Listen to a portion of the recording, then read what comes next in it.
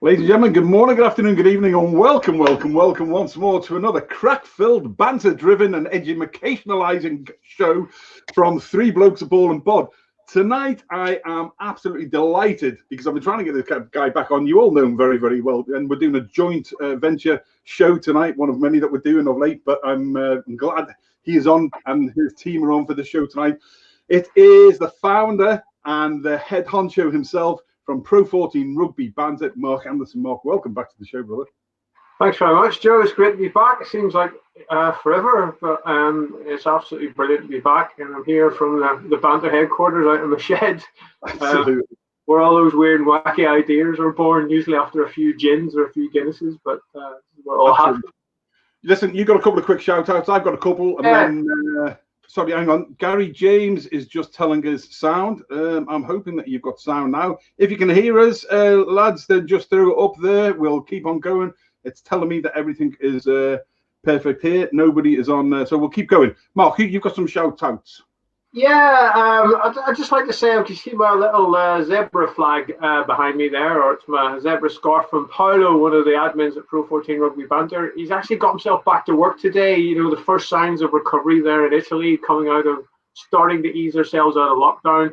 And also to Sebastiano, our other Italian sort of admin, a Benetton fan. I don't have a scarf, Sebastiano, so, you know, there's things you can get sorted there, mate. But obviously his restaurant's starting to cook up again. So it's good to see those green shoots of recovery. And secondly, really, it's a shout out to David Stubley. So I'd really like to dedicate Pro 14 Rugby Banter's performance on here tonight to David's lovely late wife, Ailsa, who unfortunately passed away a few weeks ago. So my thoughts go out to David. He's still continuing with the banter as he always does. He's an absolute rock, and hopefully he'll be watching tonight. So this is for you, Ailsa. Good drills, mate. Really, really good call. And echo that fully. He's a really top man and been through a lot, and yet still there supporting. Keeps the banter going. Keep going, and it's absolutely superb. Fair play. Right, couple from me tonight. Again, during COVID-19, we've reversed the tables. We've got support on local and global businesses. You'll see the logo in the top right-hand corner. I'm still getting questions on the Asia Security and Protection Group. Yes, they do work outside of the Asia Pacific operational area. And yes, I'll put you in touch with the group manager and director personally, Martin Franks, because there's a whole pile of people, given that tonight is the British and Irish Land Show, asking about whether they will be able to provide security advice, protection, movement, and all that sort of stuff during the Lions tour build up and during it and post next year. Yes, they will. So fair play to the guys there who are working flat out trying to keep people moving and over there. Go to Asian Security and Protection Group.com or the Facebook group and have a look. We're also supporting tonight a young lad called Ruben Kalp, and Ruben runs Kalpify Media. He's really, really great stuff, and he's based in South Africa, so we're supporting him as well. Right on with the show. So tonight's show, Mark, is a joint venture with Pro 14 Rugby Banter, which is fab. It's part 2 of our British and Irish Lions series. We've already caused, and tonight we're looking at the Touring 41 squad and the Matchday 23, and we've always knew that this was going to be sort of a bit of an emotive subject. Lads, let's try and keep it, nice and friendly and crack-filled and banter-driven tonight. There is no right or wrong, Mark, for me. It depends on your personal choice. And it doesn't matter what any of us say, because the coach who's choosing the team is Warren. No disrespect, Warren. But it was going well until somebody threw in a spanner in the second row. But I think it'll be fine until we get to number 10. I mean, I think it's going to be I think there's going to be a bus full of 10s going along with the plane. I think we've all got in there, so that's one to look forward to later. Yeah, definitely look forward to that. Here is a good man himself. Generally overwhelmed by your kind comments, David. You get back in life what you give out, and you are a genuinely nice guy, mate. And it was a pleasure doing the show for you the other week in honor of Ailsa, and tonight, echo Mark. This goes on to Ailsa and to you, my good friend. Stay safe. Take care. Right, we're going to bring in first a guy called. I'm going to bring straight in. We've got loads to cover tonight. Scott Wilton from Lions in Pink. How are you? Oh, we're good. Yeah, brilliant. Absolutely awesome. Hey, thanks for having us on. Absolutely mega. Superb. Right, lot to cover tonight. So very quickly, who are you? Who are the Lions in Pink? What the hell is that pink suit behind you? And what do you do? Tell us. There you go. Right. Well, starting off, the 6 of us really, Lions in Pink. We're all ex-squad, ex-army, all from the Royal Engineers, and we've done 20 odd plus each, 20 odd years plus each, probably up to 135 years between us. All rugby fans, players at different levels, all that sort of stuff. At the moment, we're all around the globe. There's sort of me and Dave that's sort of UK based. You've got Heath living in Australia, who's actually South African, which is crazy. And then you've got Jace, big old Jace, who lives in South Africa. So he's like our bloke on the ground at the moment. And then you've got Stu and Andy, which really sort of started it. But they're sort of floaters. Andy's a diver, and Stu runs around doing all sorts of stuff around the world as well. And hopefully they're all listening tonight from wherever they are. But yeah, we all play rugby at different levels, really. But the sort of accumulating factor is that we're all pretty social guys and love it, and we just love getting amongst it, having a good time. But I've been playing rugby since I was 6. I was doing a bit of coaching. Stu James, he managed to pull a shirt on for the army, in the vets. So he'll like that I said that about him. He'll like that little pun. But yeah, that's who we are really, and we're just all like-minded blokes who want to have a good time and get people to join us. So what's Lions in Pink all about? So what part of Fiji is your pal from? Fiji? No, he's not. Which one? No, got one lad from South Africa. This guy, surely he must be from Fiji if he pulled on an army rugby shirt. No, he's ginger. He's ginger. Got a big ginger beard. Any lads that have ever seen us, they'll know who he is. Like, you can't miss his beard. But yeah, they're all coming through the Fiji lads are coming through to the vets now. I think pretty well. Good man. But yeah, so what are we about? Why Lions in Pink? So basically, going back to Andy and Stu, probably go back 25 years ago when they first joined the army together and sort of went like, we'll do something special when we leave.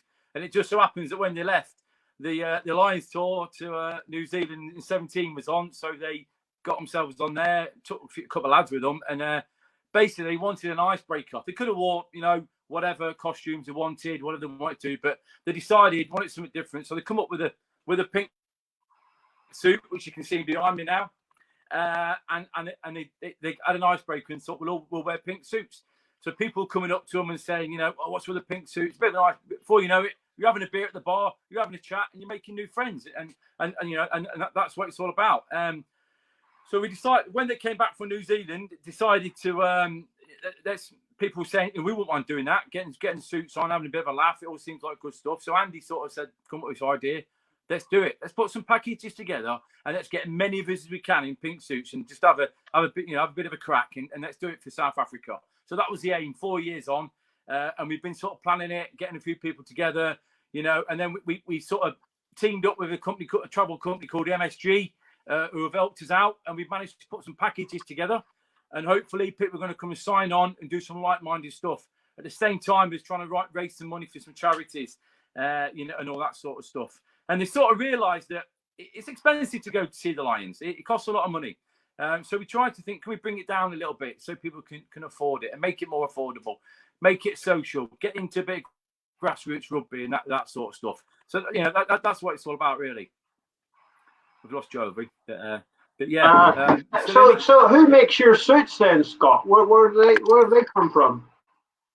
Well, we sort of bit of this, bit of that. We're a bit of online. We try to accumulate them from various places.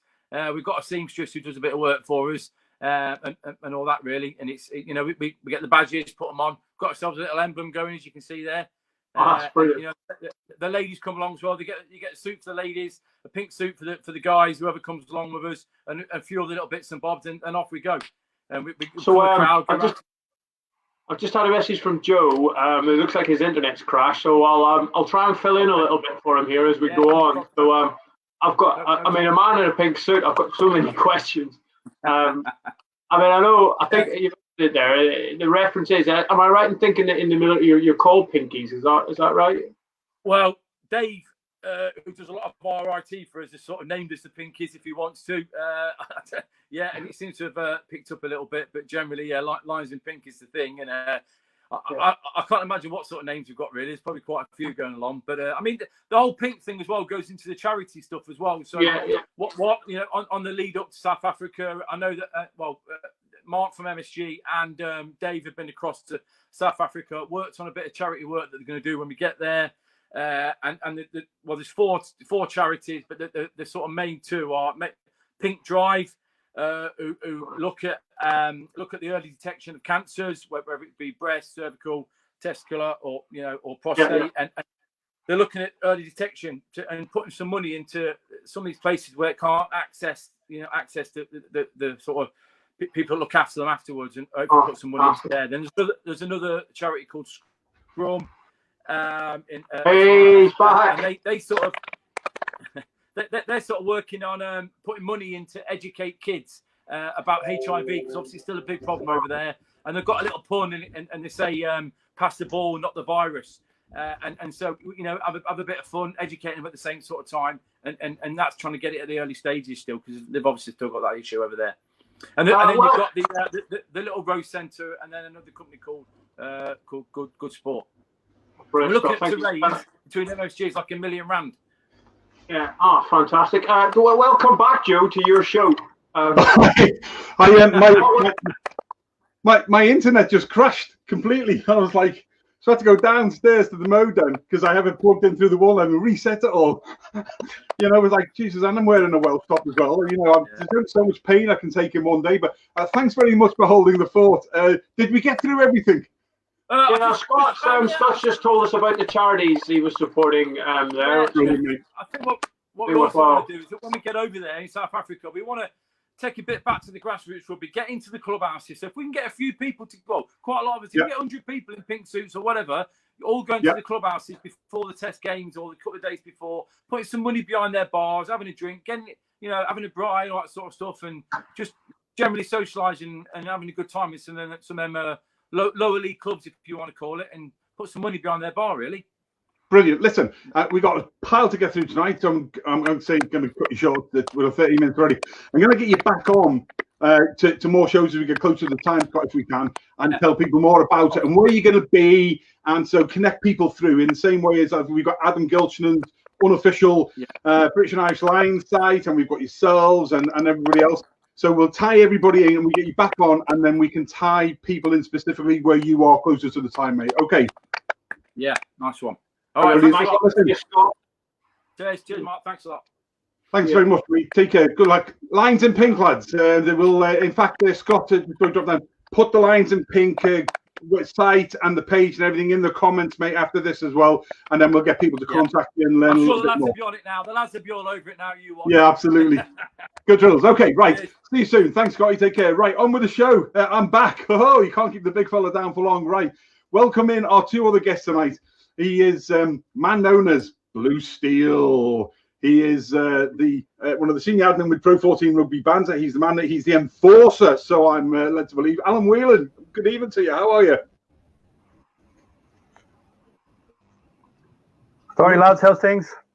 Good, man. Good to have you on the show. Right, and also joining us is he was White Walker 3, and then he got promoted by me today. It's an in-house joke with all our Ulster fans, and then he got promoted over his brother, and then he got promoted over the Night King himself, the ultimate White Walker, Nigel Quigley. So he's now been banished back down by permission of the Night King to White Walker 697. It's like having a Lions number shared for all these White Walkers. Richie Toppin, welcome back to the show. How are you? All good, Joe. Thanks for having me back on again, mate. Good. Mark, what are we going to start with first? Forwards, leaders on me. You start us with the front row and the second row. Right, my front row. So what are we doing then? Are we doing the my preferred starts, Joe, or are we just doing the whole? Well, yeah, listen, you give your preferred start, I think, and then what we do, I can come in and build it around there. My creme de la creme front row then. I'm going for Rory Sutherland, number one. Yeah. Yeah, and then Kelleher, I'm putting in number 2, and then I'm going with my boy Xander Fagerson. I'm going for him at number 3. I've debated over those. And before I tell you who I've got backing them up, I think they're going to play them. They're going to be the most solid front row. I think that we can have. I mean, I think. Do you want to tell us? Do you want to tell all the watchers a little bit about Kelleher? Bearing in mind he's currently playing for Glasgow under-11s. Why have you sort of chosen him as your hooker? Well, I think he's a powerhouse. He's fresh. He's whoever. It's more if I tell you about who I've got. It's who's backing him up. I think pushed Kelleher for me. So we've got Jamie George. I think might be a lot of people's first sort of choice, and then Cohen Dickey. I know he's featured quite a lot in some guys' choices, but then there was that conundrum of Owens. Owens, yeah. He really split it for me, and I've got later on. I've got to talk about would he even make my plane? I haven't even got Owens on the plane, and I know Alan and I were chatting about this earlier, and I think Alan's placed him further up the pecking order than I am. But I just think out of those sort of four, Kelleher brings, he's fresh, and he's absolutely solid. And the scrum's got to be built around him, I think. Now, we talked several times when I started picking this team. I was trying to think, how is Gats going to do it? Is he going to go for... I mean, I personally think the Lions can become a bit of a circus, and the Lions are picking these big name players that they want to be seen around the world. The national team may have not done a tour in that part of the country or that part of the world that year. So this is the Lions team's a chance for people to see from any of the British or Irish teams. But I think Gats, now he's kind of unshackled because he's not a national coach at the minute. Indeed. So I have a funny feeling when we're going to play the world champions, they are the draw, not so much the Lions. We're taking the best of the rest, and we're going to play the World Cup holders. So I think Gats might even go for a younger team, less of the marquee players and more of the pure raw talent. And hopefully that theme will go through my team selections. I'm trying not to be the marquee players, especially when we get to the 10s. I think that's when all the handbags will be going out the window and dummies out of the pram and stuff. That's why I've got my front row. I'm hoping to see people that aren't, there's a lot of talk about, oh, he's nailed on, this one's nailed on. I don't think anybody's nailed on for this Lions tour. No, I understand what you're saying. I think and it's no disrespect to him. I tell everybody that he is a world-class coach. He has achieved an awful lot. I just don't like what he's done on the favoritism bit and how he's denigrated what for me is the Lions thing for 2 tours. Not understanding anything about Shane or the geographical six. It's just not what you do, in my opinion. I think it's more about him, and he wants to go away being the most successful one ever. So he will do. I think if you had a Joe Schmidt, a Vern Cotter, those type of thing, Stuart Lancaster, as coach, you'd probably go, because I think we are more. I think currently, Mark, for next year's tour, I think we are more. What's the word? We have got more capabilities in depth in every position than we probably ever had that I can remember in a Lions tour. But I understand your front row. Rory Sutherland's had a fantastic year, fantastic 12 months. No disrespect to South Africa, but I mean, did we really see South Africa winning that World Cup? I mean, they were brilliant. But, when we were talking a year or so ago or 2 years ago, we probably weren't very kind to South Africa, if I'm honest. But look now, it's just that Lions tour was always planned to be South Africa. Here it is, the world champions. That's just what skyrocketed the sort of value of this Lions tour. I don't know when you want to talk about it later, but when it's going to happen now is the talking point this week. But it's definitely you're right, it is. And actually, we can only go as is what is planned now, because we'll do more of these shows as they get back into rugby and as people come back from playing, because they'll be, like you said to me, they're all going to be well rested, Chef. And so that's your front three anyway. Richie Toppin, who's your front three to start? The choices Mark's made. So I've completely contradicted Mark in his selection. I think you're going to South Africa. You're going to have to absolutely bully them. I've gone Vunipola, George, Furlong. I think Mako gives you an extra back row player George is like the Sean Cronin of England. He's an extra second or back row, and Furlong, you know, if you put him up against potentially the beast in Tarwea, you know, it's a really good matchup. So I think you're going to have to bully them up front and in the back. So I'm going to. This is going to be quite an interesting conversation, Mark. It is. I had those three. I had those three as my as you said them. They were my second choices. But I bet you any money that's the front three that will play against the Sale Sharks, because I think that's the biggest midweek game that we've got, and that's where you're going to see the first glimpse of the test teams. So I reckon who you've read out will be playing in that Sale Sharks, or will start in that Sale Sharks game. What you said too, Mark, I had debated over Ferguson or Sinclair on the bench, and I think, you know, you can't look over Sinclair's performance, but you touched on a really good point of Rory Sutherland. I didn't even when I wrote my list, I didn't even have Sutherland in the squad, and I had a bit of reading time, and he knocked Healy out for me. I take Sutherland out there. But we're talking, as Joe and I were saying, we're talking about what we know now. I mean, we haven't seen a lot of rugby quite recently, but I'm going on the form that I've seen him, and Sutherland was an ascendancy for me. But I take your point there about Sinclair. I've got him third placed as well. You know, I didn't have he only made my list, I think, today. I think Alan had him in, let's bring in Alan for his front three. Otherwise, we're going to be here for 3 hours. Great points to start. Both counterpoints, Alan, and then we'll take some points from because we haven't gone past the first row yet. Alan Whelan, who's your front row? Okay, I have the same as Richard, but I want to point out that I submitted my team before he did. Yeah. We are not worthy.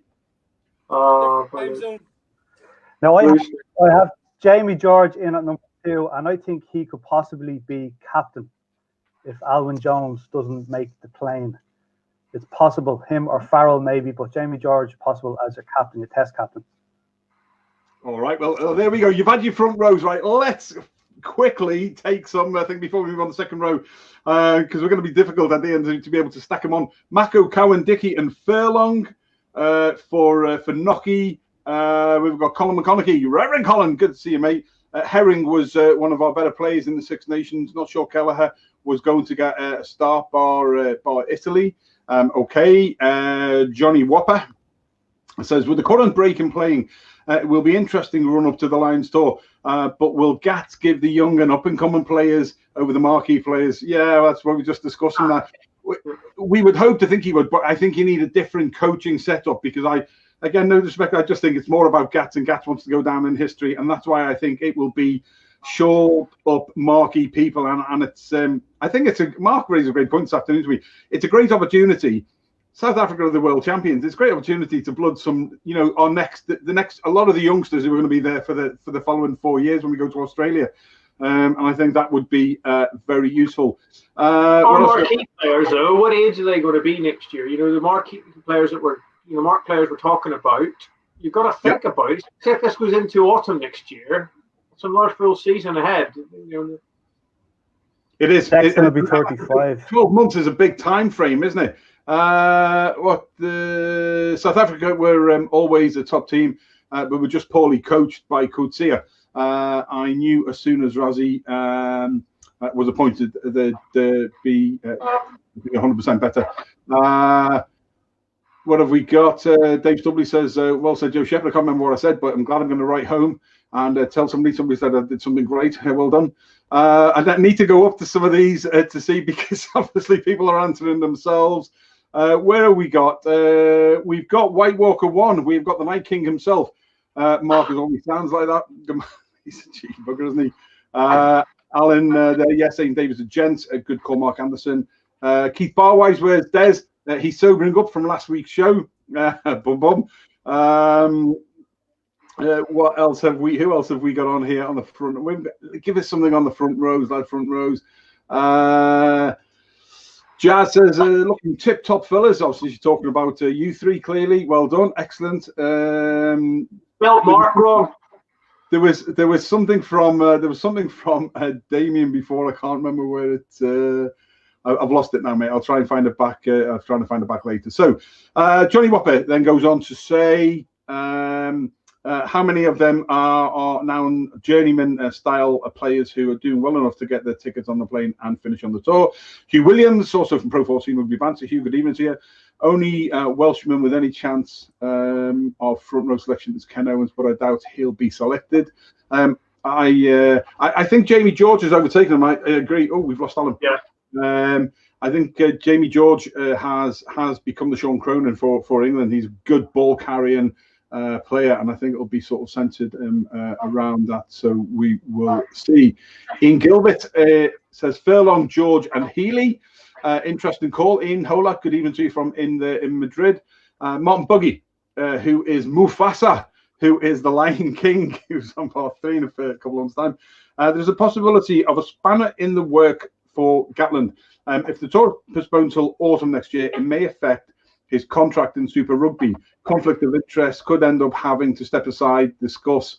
Oh, yeah, that's good. Let me just see whether we can get Blue Steel Man in. Just tell me his, let me just see, can we add him to the screen?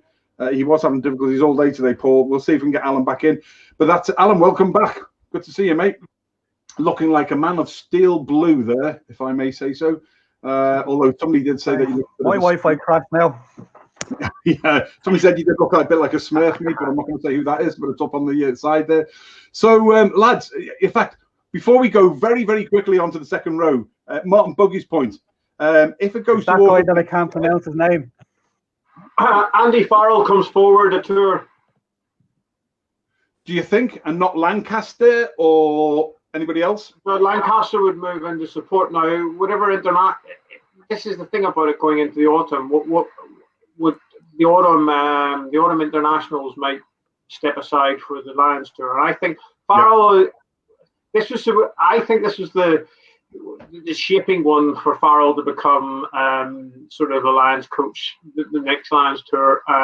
So I think perhaps they would put him in there. And then you've got Townsend. I had him scribbled down in my thoughts earlier because never what's going with Scotland, but considering his recent sort of interactions with some of the players, I couldn't see him getting a head coach job with the Lions, but certainly I could see him being on the coaching team. But if Gats goes, I think, and if it was a contractual thing and announced late on in the day, I think Farrell would certainly have to take the reins. He would have to.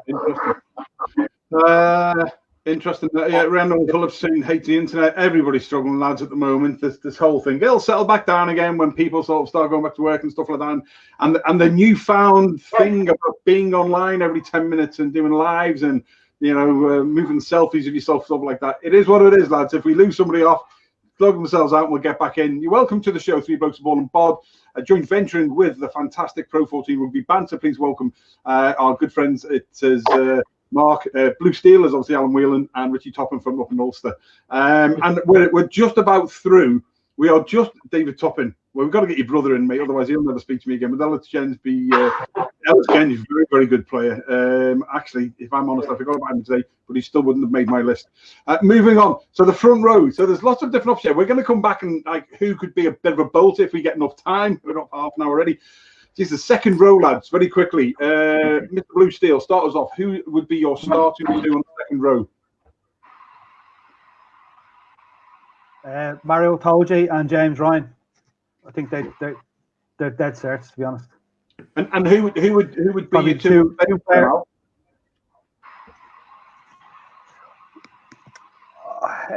Well, I think Johnny Gray definitely as a backup, and maybe Courtney Laws, as he can cover the back row as well. But then again, you could have Alwyn Jones as well for his leadership. It's just hard to know. He'll be 35 next year. Is it a year too far for him? I don't know. That's a very good point. I think it is Richie Toppin.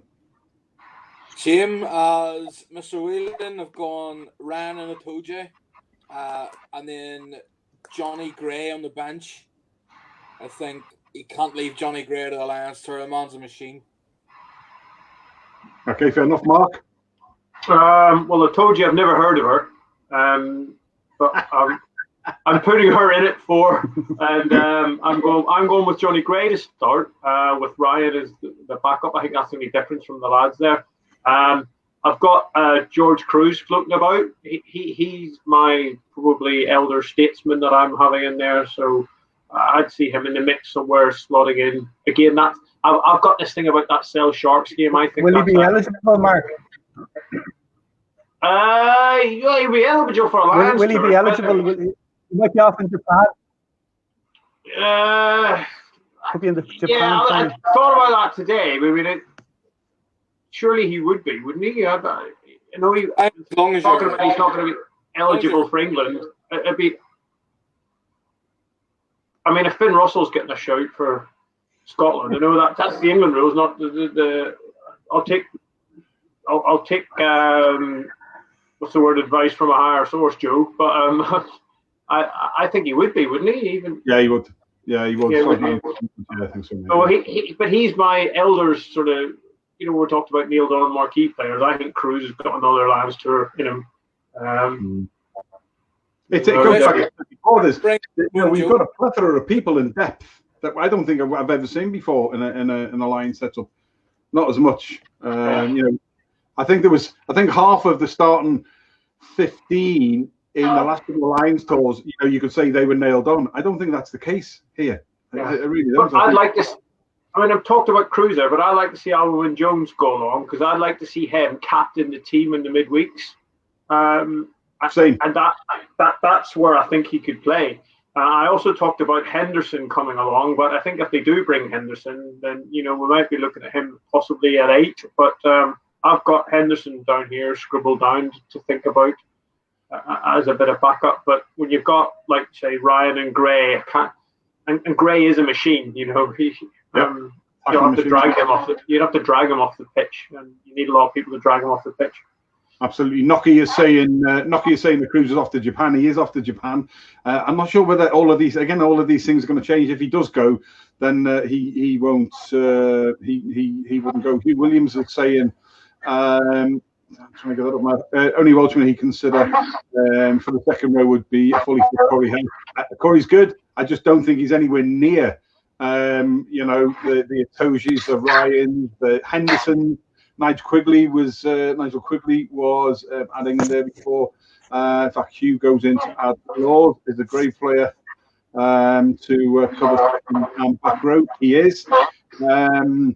Damien Doherty Damo thought that I've never heard of the hurdler. Mark was was very funny, and in fact, Damo, yeah, it was you before saying that where's the Haribos and stuff.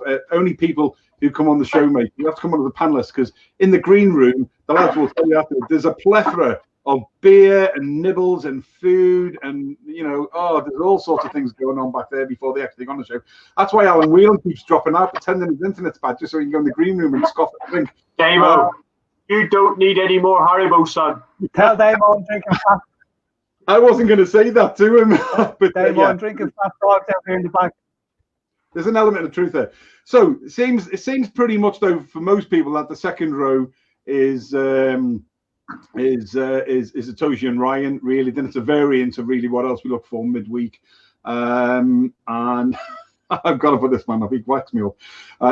Some bloke called Carrie Barlin. Sorry, I'm new to Facebook. Is this Gogglebox? Is this Tinder? Who the fuck are the dragons?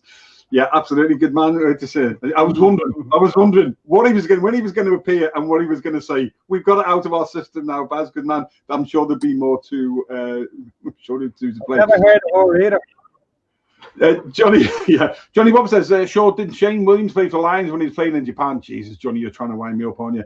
Yeah, he did. He was brought in. It was the first of Mr. Gatlin's transgressions against what my religious belief. Look at me, kind of thing. I don't know. On the tour, he brought him in. Hadn't played a test for 2 years, if I remember rightly. He was brought in. But moving on very quickly, won't mention Bod. I mentioned it once. Think he got away with it. It's like an episode of Faulty Towers, isn't it? And a certain nationality. Moving on. Thanks for that, Johnny, winding me up. If you mention scrum half now, I'm off. Right. Let's get onto the back three. So very quickly, let's start us off this time with Richard Toppin. So 6, 7, 8, mate. Who's your starters? 6, 7, 8. Tom Curry, Justin Tipperich, Billy Vunipola. Interesting. Okay. Tell me why you went for Tip. I think if you look at South Africa, their back row that they won the World Cup final with, the Peter Steph du Toit and Sia Khaleesi with Vermeulen, two guys really good over the ball. That's why I've picked Curry and Tipuric, because you're going to need to counteract that at ruck time. Billy Vunipola, depending if he's got two robotic arms at that stage, should be fit, hopefully, touch wood, and he'll knock through a couple of them. So that's where we are. Interesting. I myself went for Curry, and I went for actually Josh Navidi at 8. And I'll tell you the reason why. It's to counter just that, because Navidi, obviously, all that Iranian semi-pro wrestling stuff. I mean, he's just a Jacqueline King in there. A lot of people would be surprised that I would pick Josh Navidi over CJ Stander. But yeah, Navidi would still be my man to go in there. And my other one at 7 was Hamish Watson. Only thing that goes against Hamish for me, he has been the best number 7, I think, in the British and Irish Isles in the last 12 months. But he's slightly smaller in stature than the others. So do you want somebody? It depends on what you want on your 7. If you've got a sort of button 6 and 8, so I don't know, Mark. I've got a hybrid of both you and Richard there, with one difference. So I'm going for Tom Curry.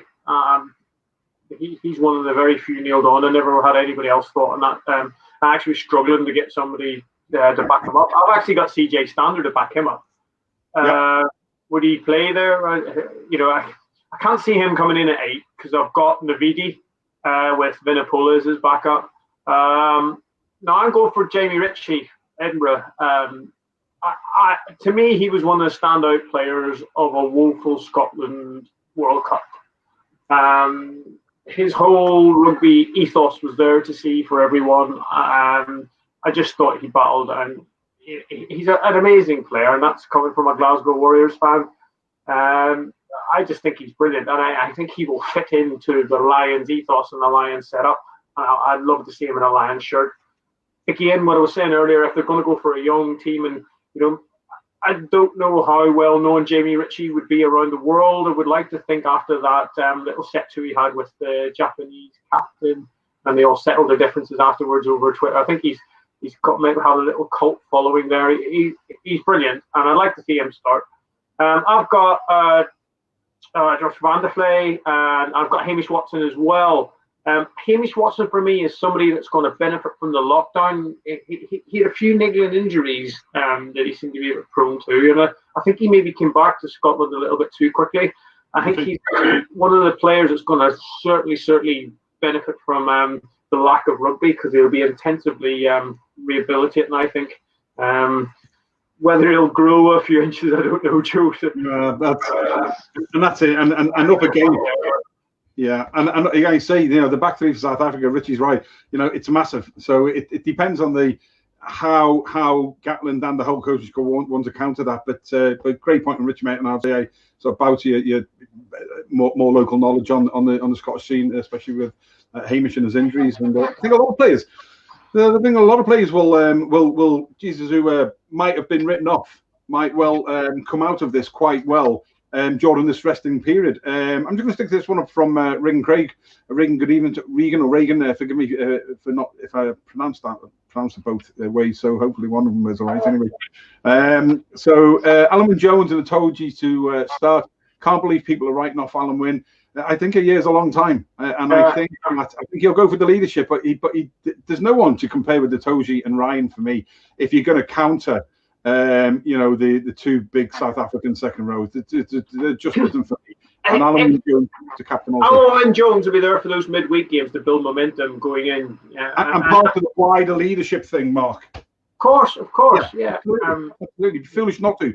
But as a starting 15, I'm not seeing it. But Reagan, great points. Mountain Buggy says a strong room today, a warm-up game versus Japan. Yeah, saw that. It is on the cards, as obviously sitting in the Southern Hemisphere groups. It is likely to go ahead. According to everything I saw today, but again, subject to change. But that is the warm-up game that is going to go ahead. The Lions in Japan. to cement their elevation to what we would now class as the old Tier 1 status. The 11th team to be doing so. So that is the game next year. As more breaks on that, getting to the time, hopefully we'll have more information by the time, Martin, you're on show 3. What else have we got? So back 3, Mr. Blue Steel. Al, what do you think? Oh, he's stuck. He's stuck. That's his usual place. Let's make it up for him. Let's have Keelan Doris, Josh van der Fleer, and who else? Because it'll be 3 sort of. Max Deegan. And Max Deegan, yeah, there you go. There's a 3. That's Alan's back 3, and you heard it here first. He's sending me subliminal messages going through. We are going to. Who else have we got? Dave Stubley. Says Tippett will run forever, but he's not the best at the breakdown. He's not. People I saw today talking about Toby Faletau, great player as well. But again, it goes back to, what are you looking for? I just don't see them. Again for me, I'm looking at he's gone completely. Oh, Mr. Blue Steel's gone. He'll be back hopefully shortly. Andy Walton says Tom Curry, Richie, and Billy Vanapola. So somebody agrees with you there, Mark. To be honest, mate, he's probably skirted by me as Richie. He's not somebody I've seen that much of, which is probably why. I remember him in Japan, but I haven't seen that much of him, which is probably why he hasn't probably focused enough. But a year's a long time. If you're classing him as a bit of a bolter type thing. Gregor Galway up in Ulster, one of the numbers of White Walkers. I can't remember his number, 1026, I think he is for the White Walkers. Tom Curry, Tipperick, and Big Billy Vanapola. Hugh Williams is going for Tom Curry, Navidi, and Billy. Johnny Whopper says Underhill and CJ Stander. Rhiannon Phillips, our Welsh Wizardess, is agreeing with Regan. And what else have we got? We have got, yes, Scrum Off, Gregor. We'll come to them just now.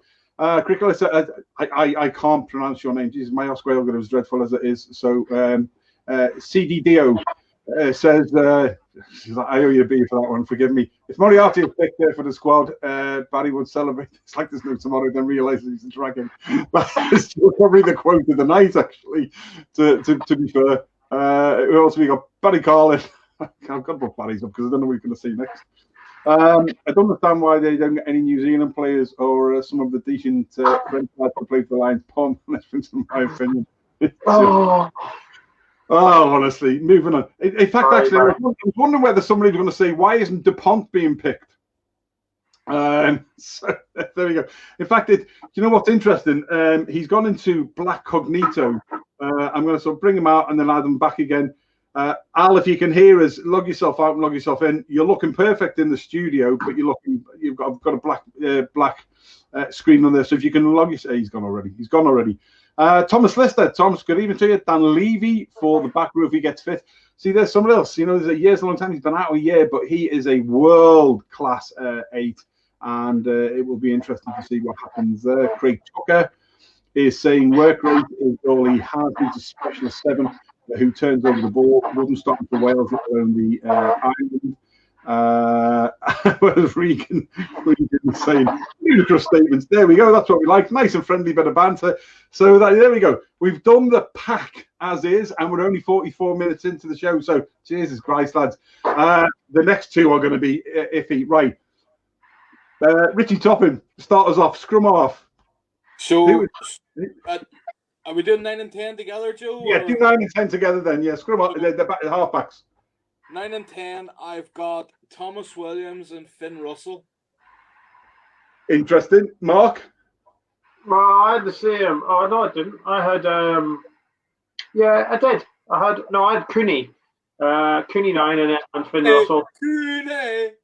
Yeah, Cooney. I had Tomo Williams, my second choice there. Yeah.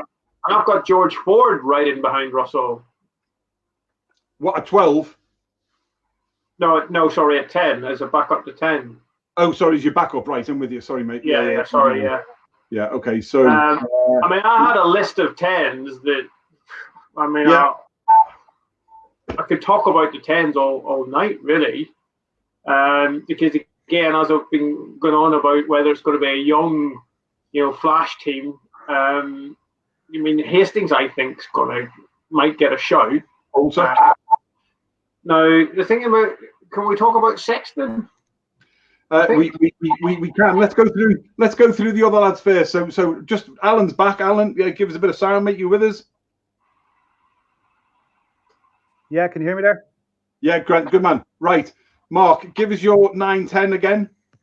So I had Cooney and Finn Russell. Okay, Alan, give us your 9-10. Cooney and Sexton. Interesting. Biased, Ricky Toppin. Thomas Williams and Finn Russell. Interesting. And I went for Cooney and Finn Russell. And the reason being is because mine was the permutation of John Cooney was simple for me. He's been the best scrum half in the British and Irish Isles in the last 18 months. He can not only offload the ball, he's very, very fast. He snipes, a bit like the old Peter String for me. He can kick the ball over and run and catch it. He's got a vision to be able to kick to both wings. So it was who was playing along who. It wasn't just who is the best player there. Actually, I believe Cooney is. But if you're putting Josh Adams and Johnny May on the wings, then you've got two lightning speed fast guys who run, and you've got scrum half who's lightning fast with vision and pace and absolutely everything and can score tries. So, but yeah, the elephant in the room for many would be the Owen Farrell, the Finn Russell, and the Johnny Sexton bit at 10. Really, I think it's much of a muchness. Cooney hasn't even been starting for Ireland, but I think he could still be picked to go, because to counter the Springboks defence, I think he will be ideal for that. But the 10, lads, let's spend a couple of minutes on the 10. Mark, Sexton, views. Well, right, this is the thing. Johnny Sexton, it's no secret I'm not a big fan. Now, he is one of the players. He is one of the players I think is really going to benefit from this lockdown. Me and Alan talked about this in great length. Now, I know Alan seems to think that Johnny Sexton goes to bed wearing blue steel pajamas, but he's a big Sexton fan. We talked about this at length today, and you don't lose. Sexton is such a great player. He is a great player, and you don't become a bad player overnight. So whatever was going on towards the end there with Sexton, I think we could all agree went off the boil. Would that be the right sort of word for it? Yeah. I think he's going to get whatever it is together during this lockdown. I think he is going to be a player that's going to come out with a resurgence. So I've had him on and off the plane. I don't know how many times, and if I've got him going, then he's gonna be up there for me. I don't know whether he would start, but it's who we're going to pair him up. Sexton and Cooney. I mean, how's Cooney going to play off Sexton? I think that would be a very good pairing. So, I would go with that. But the problem is what Finn Russell brings. Now, I've got Finn Russell, but I've got Farrell at 12. So I've got them on the pitch together, which I think will be an amazing sort of mix there. Cooney, Russell, and Farrell. That'll unlock anything, and I'll be really excited to do that. But I've got Sexton going along, and I've got him in a similar role as Alwyn Wyn Jones. I've got him playing that Sale Sharks game where I think that'll be the turning point. I think that's the mid sort of game, isn't it, before we go into the test proper? I think we'll know how we're doing by then. So I think Sexton will, if he does go, and he more likely will, he will play in that, and then the decision will be made then whether he starts in the tests. Yeah, Question, okay. Mark, would you bring Sexton or Hastings? Again, we talked to Joe about this earlier. What are we going to see between now and picking the squad? Are we going to see club rugby? Are we going to see enough international form? I think Hastings is only going to get better, and that's a problem for Johnny Sexton. The people around him now, like I say, if we go for the autumn tour, that's a full season, and probably a bit depending on how we're coming out of this lockdown. There could be a season and a season and a half played before they get to the Lions tour. that's a lot to ask Johnny Sexton to get through unscathed, because he puts everything on the line. You know what I mean? So, but he's been that Sexton before Hastings. When the squad gets picked, I don't know. I think Hastings is only going to get better. Yeah. Sexton, yes, he is, and you know that I've been very public about my my views on Adam Hastings. I think he's just a future. He's just a star. He really, really is. I think he just needs to sort of settle himself in a little bit. But I think being thrown into it this year, he's just like, Jesus, thanks lads, I'll take my chances. I don't mind, you know. Looking nothing against Finn or anything like that, but I'll take my own chances, and has played well enough. Johnny, I think you are right, is one of these who will come out of things a lot better. That strapping on that leg of his, he has been carrying that for a long time, and I think mentally and physically you'll see a different JS10 coming out of this as we move forward. I'm just picking up there. I have to put this on from David Studley. Antoine Dupont is a bridge too far. Boom, boom, good man. Well done. Good, like it.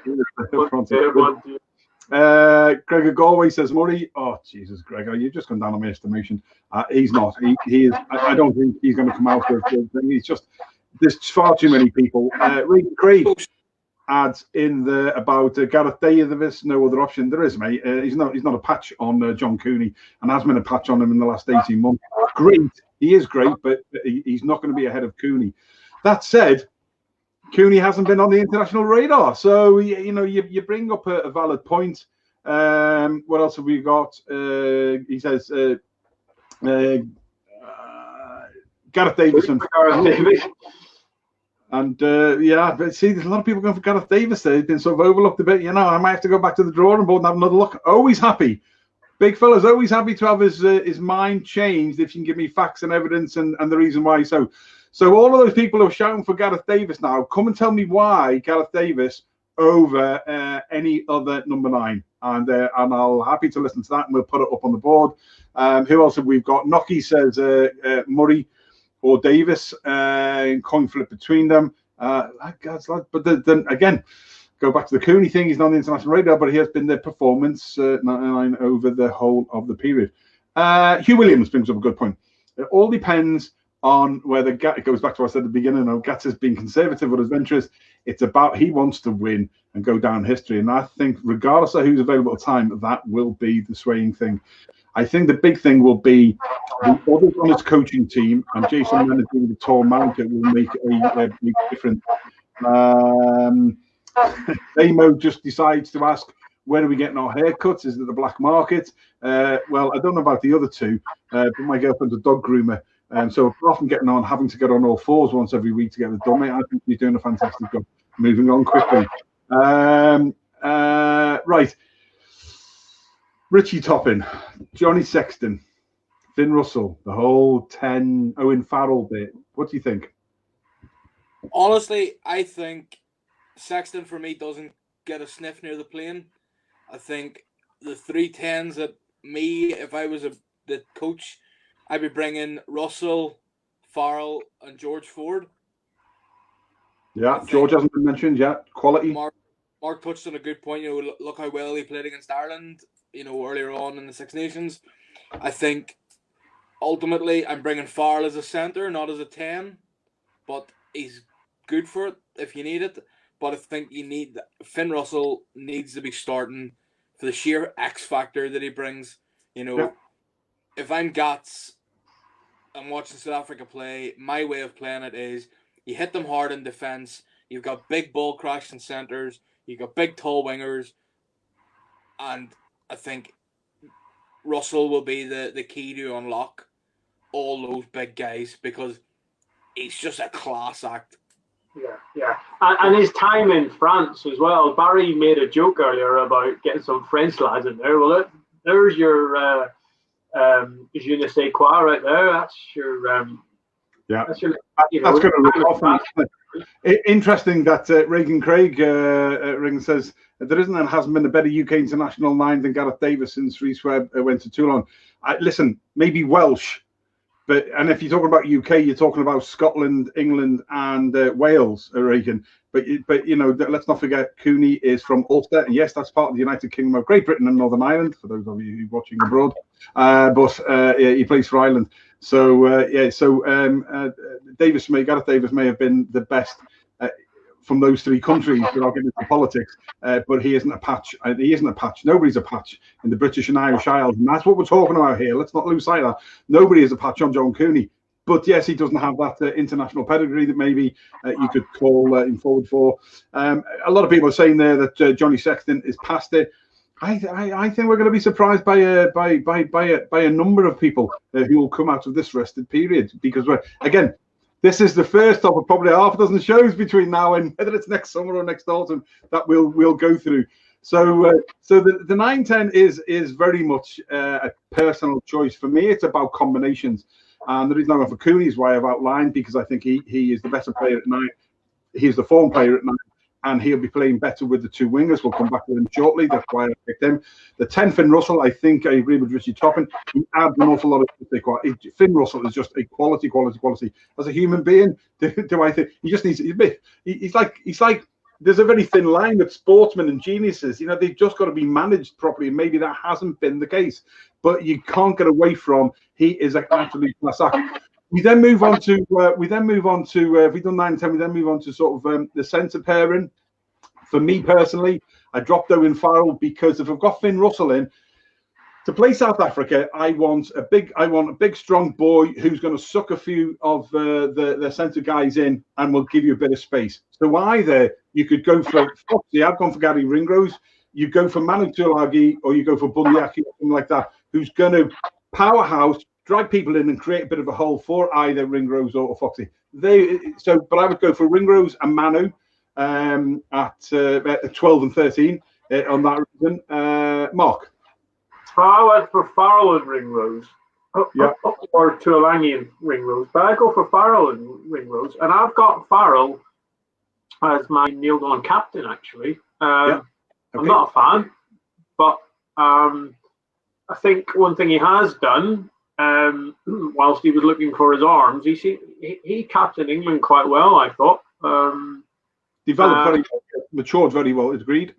Yeah, so that's what I think. I think that he's dovetailed in there for me. I like to see him playing at 12. I enjoy watching him play at 12. Actually, don't ever tell anybody I said that. Yeah, I've got him there. I did toy over. If it isn't, it's going to be Tuilagi. Yeah. He brings that beef in that position, if you like. Amazing, but he's I didn't want to say Tuilagi too loud in front of my Irish friends, but he seems to be forgiven for that. And then I've got Davies as a backup to Ringrose, but I think Ringrose is in there. He's on form at the minute, and I think that'll be an exciting sort of pairing, Farrell and Ringrose. Okay, and interesting. Alan Blue Steel Whelan, before you disappear again. Who's your centre pairing, mate? Welcome back. Centre pairing. Okay, well, listen, can we just go back really quick because I missed it all. Sexton at 10. I don't think Sexton has really been out of form. If you look at forms for Leinster, he's been quite good. I think whatever's been going on in the Irish camp maybe has affected him. Same with Murray.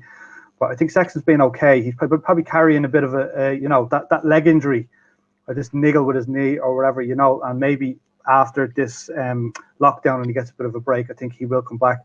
But as far as I'm concerned, and yes, I am very, very biased and I love the man, but I think he's probably the best 10 in the Northern Hemisphere, and he's probably the first name on the team sheet for me. Because you're probably going to looking at Farrell as a 12 maybe, although I do rate Farrell as a 10. So then we're looking at I have Tuilagi at 12, and I think Ringrose at outside centre there, at Jonathan Davies as a backup. I think Davies has been injured. He was injured during the Six Nations as well, so I think maybe there's a bit of a doubt over that. But I think, yeah, as Mark said, Ringrose definitely he's banging form at the moment. And if you have Tuilagi, a big battering ram, you can have the likes of Ringrose there, who can step and find some space as well. So I think they'll work together well. Okay, we have got, we've just gone back on a few there. Nigel Quigley is quite right pointing out other nations' nines are available.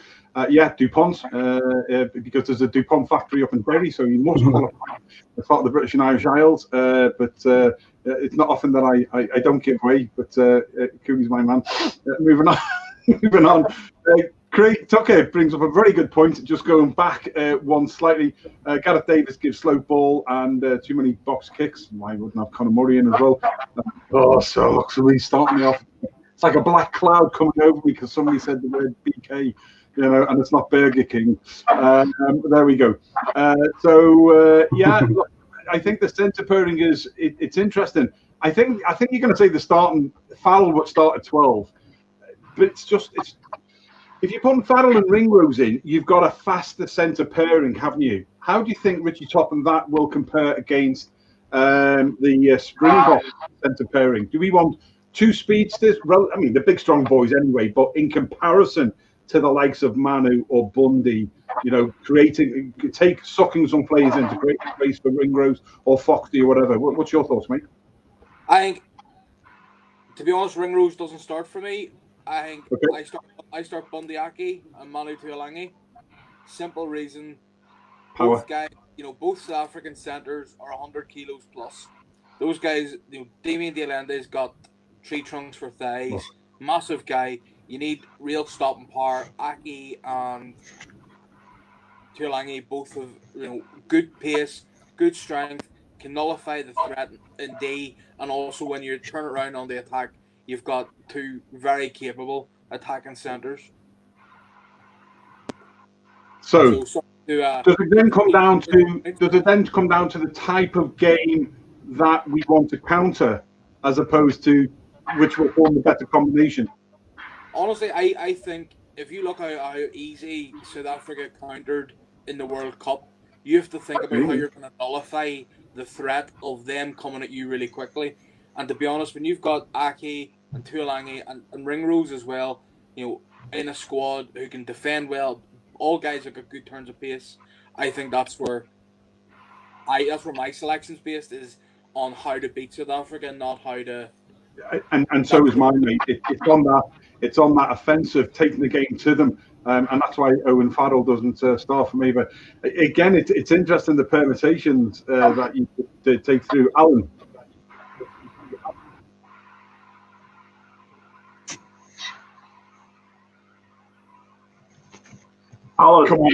Come on! I'll give you set thoughts on the centre pairing and why. What is it that you're hoping that the Lions will do to counter? Is it to be defensive and look for a break, or to take the game to South Africa and to counter them in the first instance?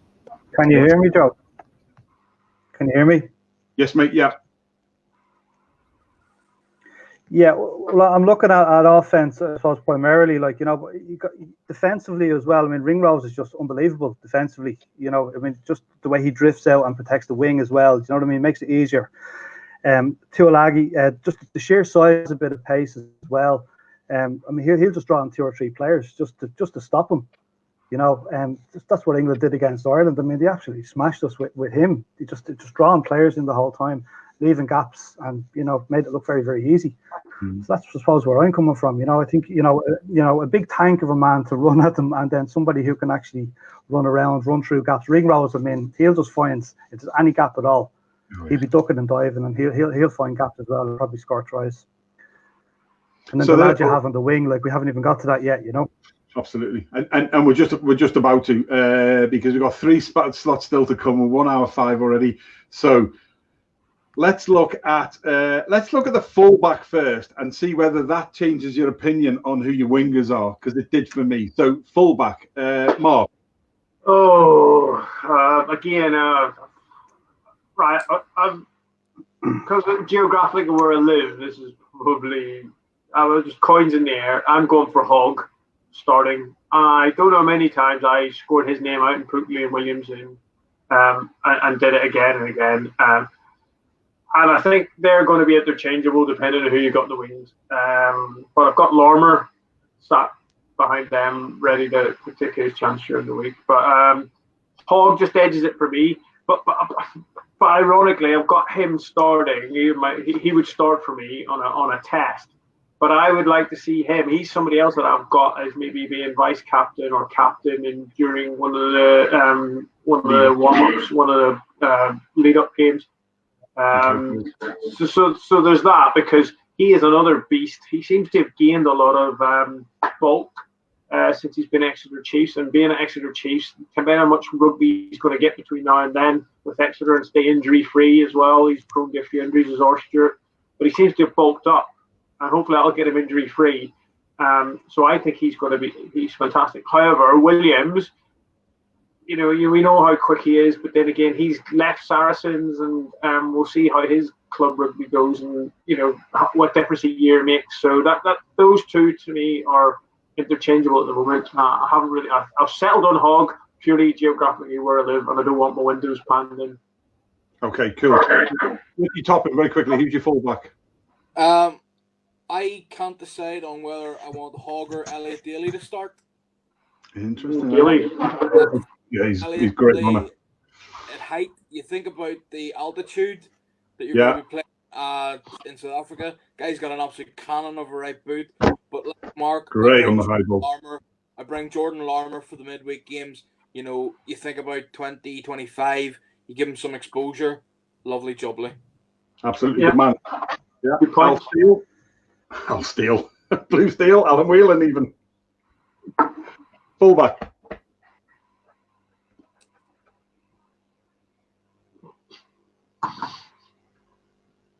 We need to give it time to process between here and Dublin, because it's obviously the global show. We need to wiggle him like a mouse. Alan, who's your fullback, mate?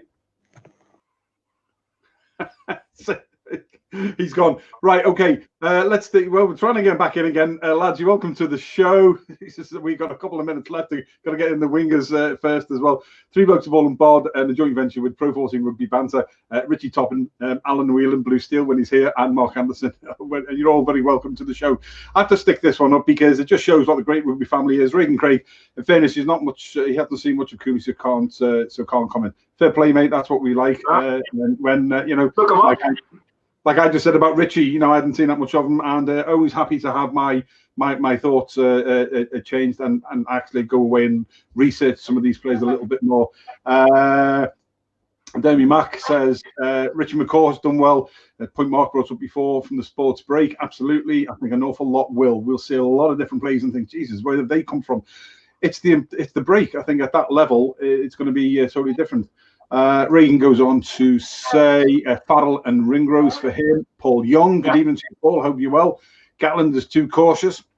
I've said that before, haven't we, about the fact that it's more about him and winning the third test. And Shackles off now.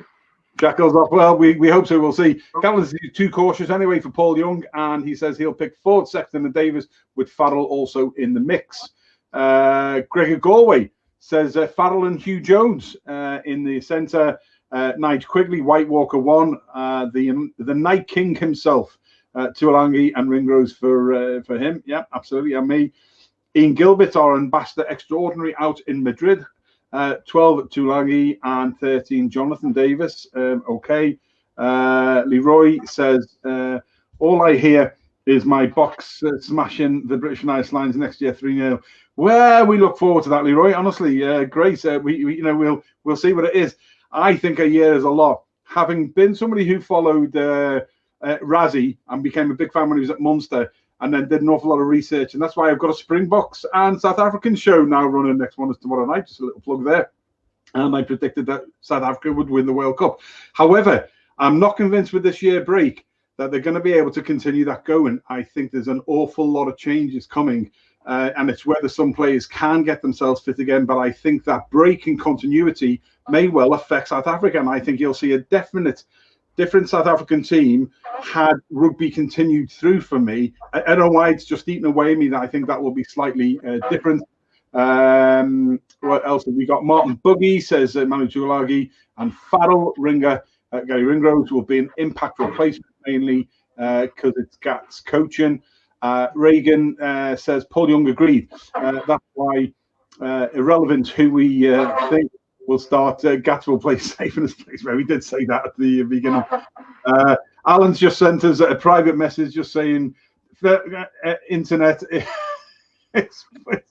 He's having a bad day today. He's had a bad day. He's been trying to get work on as well. The internet's not been good to him tonight. I know how he feels on Monday. We spent 2 hours trying to get David Campese on 90 seconds before that show. We had to sack him and come up with something in 90 seconds. It's the internet, lads. It's not the first world. There are people currently dying alone, being buried alone. And this is just a great bit of crack and a great bit of banter, but it is what it is. And having been thrown out my own show tonight, and I'm grateful to Scott Wilson and Mark Anderson for keeping that going, when I had to reset my internet downstairs, it is just one of those things. So, Alan, welcome back, mate. We'll try and keep going. We're just, here we go. I'm toggling between me broadband and heading off my phone. Stop. Look, it is what it is, what it is. So, right, so... fullback, Al. I can't even remember whether we covered fullback with you briefly. No, we didn't. I think. Look, I don't know. There's 3 names there, and I just can't really choose it. You've got Liam Williams, Stuart Hogg, and Elliot Daly. They're my 3 there. So just pick one. Doesn't matter. Right, okay, let's move on very, very quickly. See if we can get under the 1 hour 20. Because my dinner's going to be cold otherwise. Wingers. I've gone for Josh Adams and I've gone for Johnny May because I think they are the most prodigious just wingers that we have in the British and Irish Isles, and they're a shoo-in. They are a shoo-in for me because to run the game, and again, it's about combinations. That's why I wanted. And the reason I put Hogg back, by the way, is based on those two. It depends on your centre pairing. It gives a bit more structure and solidness with Hogg at the back than maybe Williams. If I had my way, I'd have Jordan Lama starting, but I think taking him and having the midweek games where he gets, you unleash him a little bit. Richie Toppin, quickly, your wingers, mate. Who are your wingers to finish off with? I've gone exactly with you, Joe. I've gone. I like Johnny you. May, Josh Adams, simply because I've got the X factor of Finn, who's fit, the crossfield kick. You're going to be playing potentially against Cheslin Colby. You put big Johnny May up against him, he's going to win the high ball all day. We tactics thinking of Gats, phone me up. I'll hook you up with some tactics, mate. Yeah, good man. You heard it here first. Richie Toppin offering to help Gatton to be one of the coaches. If that happens, mate, I am on that plane with you as your bag carrier. Al Whelan, your wingers. Yeah, Johnny May and Josh Adams. You've got Stockdale as backup on the left wing, and possibly James Lowe. Oh yeah, there's a good call there. He'll be. I mean, he is. I don't care what anybody says. He is one of the most exciting rugby players I have ever had the pleasure to watch in my life, and he will be Irish qualified, and therefore, geez, yeah, that would be a good one, wouldn't it? Mark Anderson. Oh, 1 hour, 12 minutes and 30 seconds, and he throws James Lowe into the mix. Dear me, good man. I've went the same, Adams and May, but interestingly, I've got young Stockdale hanging about. Again, let's see what happens when he comes out, what sort of player he's going to be when he comes out. But there's somebody I would love to see in a Lions jersey. Now, he would be too young, and it's a dream, a pipe dream. But I would love, if you could take any player, like a wild card, I would take Darcy Graham. Okay, interesting. Yeah, we discussed it before. Or a slightly more serious punt on the other wing, Blair Kinghorn. Yeah, absolutely. Another quality player. And again, I think the backups, you can pick any 2 from probably 6 available to go. Yeah. I think for the starting ones, Johnny Wofford is trying to wind me up, isn't he? Looking forward to hearing Joe name Shane Williams in the team. More chance of getting Willie John McIntyre, mate, than they have. I love Shane. I'm a huge fan. But yeah, there we go. Right, what else have we got? Lauren Rebecca Anderson says, "Way, Mark Anderson." There we go. Yeah, shout out. There we go. Ian Gilbert says Lama and Lowe will make the team as well. Who else have we got?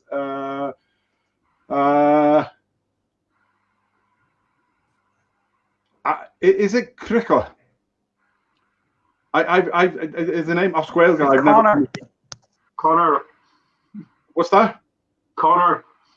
Just Connor Cahill. Oh, geez, I've never seen Connor. I've never seen Connor. Even Oscar. I've never seen Connor spelled like that before. Connor Grand, look, you're welcome. Well, we're going to get you on the show only because you've got the best name on the internet, I think. His wingers I think he's waiting for someone, Joe. What's that? I think his wingers are someone with that name. With Adams on the bench. Somebody was coming up there with Elliot Daly before. Do you know what? I didn't even think about him today. Yeah. What a fab fullback he is. Great on the high ball, strong, athletic, running. David Stubley. Good picking up as well.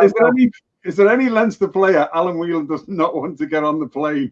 Dave, I think very, very conservative. Yeah. I tell you what, I'm going to love doing these shows every sort of 90 days until next year because it's going to be fab with different people on. Martin Buggy says Martin is Mafusa, the Lion King. Mark picking loads of Scots. No chance. It's Gats in charge. And Martin, I had a word with Mr. Leonard. Don't you worry about it, son. Yeah, absolutely. I forgot Mark's buzzies with Jason. So there we go. Ladies and gentlemen, that is it. 1 hour 15. We are going to call it a night. Thank you. This has been part 2 of the British and Irish Lions series, Look Seas, with 3 Blokes of All and Bod. Partnering tonight with our very, very good friends, and it has been a pleasure having them back on from Pro 14 Rugby Banter. Everything to do with Pro 14 Rugby, everything to do with Pro 14 Rugby. Go to Pro 14 Rugby Banter. It is the go-to place when you want to know anything about Pro 14. Mark Anderson, founder, chief admin, head honcho, everything. Good man. Great to have you back on, mate, and good luck with everything that you're doing with them. Thanks, Joe. Can I quickly just say to Nigel et al. And Alan and Andy and Damo, I was supposed to be flying over on Thursday night to the Ulster game. Right. Fortunately, it's not happening, but it was good. It's good timing to get back on the show tonight. So it's probably as close as we can get, lads. But Slancher, and thanks for having us back on, Joe. Cheers. It'll be the first of many, mate. It'll be the first of many. It's a great thing to do. Alan Whelan, thank you, mate. I know you've had a really long day, mate. You were like me on Monday, and thank you for being persistent and coming back on, mate. You've had a lot of value, and we will get you back on again. And I don't think you look like a Smurf, mate. You're a good man, Alan Whelan. Thank you, Richie Topping. Great to catch up with you and the family. Sorry, mate, I cut you off there. Thanks, Al. Richie Topping, great to catch up with you and the family today. Always a real pleasure, mate, and thank you. Can't believe your little lad, 6 months old now, mate. Jesus, where has the time gone? And I'm just going to leave you with this one. There we go. Ian Gilbert says Reece Zammit as a surprise factor on the wing. Now there's a bolting name. He is just such a try-scoring talent. But again, hasn't been tested really at the international level, has he? I think is one of the issues there. But we'll see. Stop putting messages up because we're not going to do it anymore. What's coming up tomorrow night? We have got the 3rd episode of the rapidly growing. It's meant to be a monthly show, but it's now every 2 weeks with Scrum 5 Rugby's Andrew Daniel. It is the Springbok and South African Rugby Roundup, but it takes from South Africa what's happening, looks at domestically and internationally, and how it impacts and everything else. It's a really good show to watch. I'm on with Andrew Daniel with that tomorrow. That starts at 7 p.m. UK and Ireland, 8 p.m. South Africa, and equivalents around the globe. And as ever, it is on catch up. So watch that tomorrow. The Rebokke, the Ball and Bod, that one's called. And then next Monday, I'm back with the Kigo and Big Joe show. At 8:30, and then next Wednesday, I can't even remember what we are doing next Wednesday. And I've got one final call out for an under 8 team. So stand by. What are we on next? I can't even remember, lads. I can't even remember. There's the show's tomorrow, the show's Monday, the show's Wednesday, and there's more shows to come. And on Thursday, the 28th, there's a new Leinster spin-off show. Starting with the great Jeff Diana from Half and On Rugby, where we'll be looking at Leinster and Beyond the Pale and a whole wider things as well. If you want your club, your region, your province, your franchise, your country, you want to have a monthly roundup show, then contact one of the team of 3 Blokes of All and Bod, and we will do that for you as well. Jesus, we need to work on a Pro 14 monthly show. That would be absolutely fab. Until then, please stay safe. And the final shout out tonight is for the Newton Abbott Rugby Football Club under-8s who are in a competition to, and if they win, out of all their under-8, if they get voted for the most, so go to Newton Abbott Rugby Football Club. There's a link on there. They're under-8. If they win, and Campo's got a video which he's sending to you. We gave a shout out the other night to you, and everybody's shouting them out. The Newton Abbott Rugby Football Club under-8. If they win the competition, the special competition to be voted the best, they'll get to train with the great Exeter. Newton Abbott Rugby Football Club under-8. Go vote for them because they are a fab group of people, and to all the team who are working with them. Good luck. Until tomorrow night at 7 p.m. UK and Ireland for the Springbok and Rugby Roundup show. Thank you to Pro 14 Rugby Banter for supplying the very best that they have.